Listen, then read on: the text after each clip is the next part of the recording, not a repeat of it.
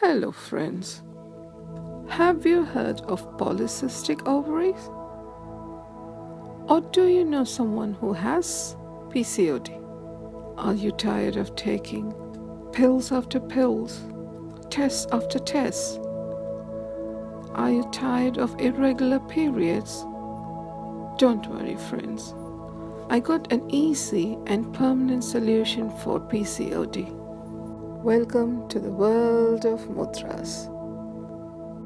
To get rid of PCOD, uterus-related problem, or even to detoxify the body, try this mudra.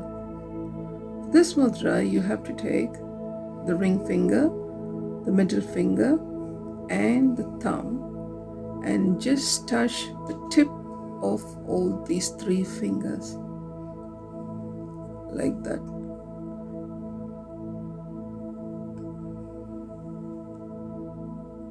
Like that. We try again. To get rid of PCOD problem,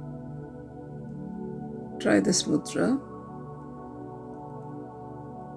Ring finger, middle finger, and the thumb, all touching just at the tips, like that.